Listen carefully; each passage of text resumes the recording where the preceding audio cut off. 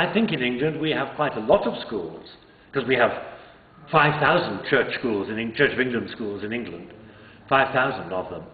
So there might be quite a few who would be interested. And I know you have a linked diocese. Colombo diocese is linked to the diocese of Ripon and Leeds in England, and I'm sure their schools are very interested in having links with schools here. Right, so you were in charge of about 5,000 schools. 5,000 schools. So you probably know, well, you must have been in touch with most of them, at least.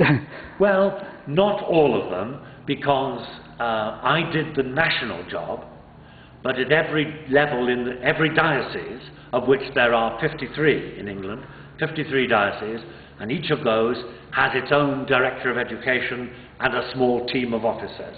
So the local, the link to the local school is nearly always, mostly, through the diocesan director and his or her colleagues. And occasionally, somebody from London like me would be invited to go along for something special, or because I was going to be in the area and they just said, oh, you know, that's nice, come and visit us and have a look.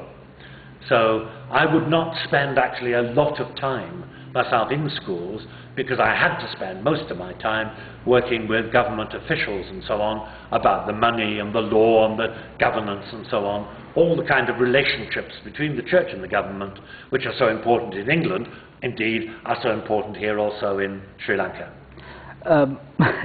That's what you've been doing and just retired from. Yeah. But was it specifically what you got qualified for in college? No, it wasn't really. When I was a young priest, I was chaplain at one of the colleges in the University of Oxford, and that was my first job. I was there for a number of years. And then I moved to be a parish priest, as though I were the vicar here at Norelia. Except in my case, I was at a place called Stockton-on-Tees, which is in the northeast of England, quite near to where I now live. And I was there as the father of the parish priest of the parish, for 22 years, for a long time. Where did you go to university in, David? I went to Oxford University, and I did a degree in music, and then I did a degree in theology, and then I stayed on in the university to teach for theology and music for a number of years while I was chaplain of the college. Right.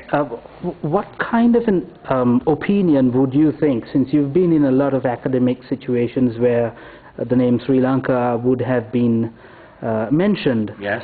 How does the world, say in that type of social circle, yes, recognize Sri Lanka? It doesn't know it well enough, for the most part. I know, there are periods when you have quite a few visitors here, but not so many, I think, now, because people are worried about, the Tamil troubles and bombs and so on. But people don't come here often enough.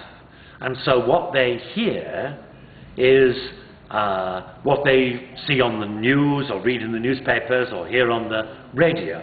So they hear too much about the troubles and not enough about all the good and splendid things of Sri Lanka. So in England, typically, people would think of Sri Lanka as being quite troubled, not very peaceful, and they would also think of it as being politically, not very, what's the right word?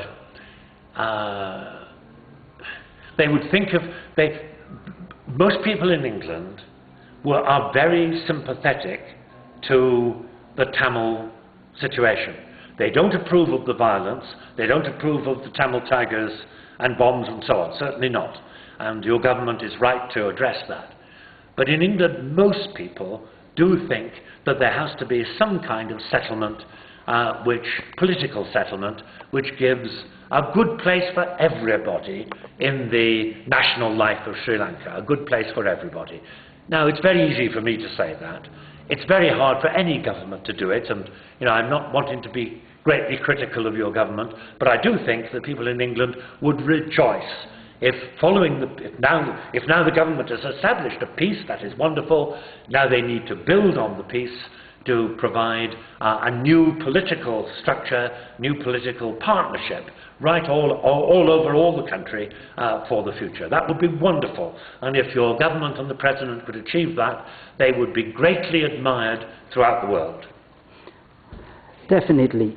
David, now you mentioned the word peaceful. So, do you think Nuerelia is peaceful? Oh yes, Nuerelia is peaceful, yes. Yes, Nuerelia is lovely. I would have no worries about going anywhere to Nuerelia, anywhere in Nuerelia at any time, pretty much day or night, and I wouldn't expect to have anything happen to me except for people to be very nice and smile, wondering who this tall white man was wandering around the streets. But at the moment, because I'm here on my own, I can go backwards and forwards. I walk down the road to come here, and I pass lots of people, and they smile. They are very nice, and they say good morning or good afternoon, and that is lovely. So Nuerelia is certainly very peaceful, very beautiful. If there are people out there who see this piece of yours, Karen, who are watching it, seeing it from other parts of the world, and have never come to wonderful Nuerelia, they should come. They should come and stay in one of the wonderful hotels here, and they should come and experience a very delightful climate, which for us Westerners is a very pleasant climate indeed. David, I'm sure I'm going to be able to have another interview with you the next time you get back, and we can talk of something that we haven't talked of today. But thank you very much for your time, and just if there was something that you would have liked to say instead of me asking the questions, I mean, feel free, just say it. Thank you very much. That's very kind. The big message I always say when I tell people about Sri Lanka is just how wonderful a place it is.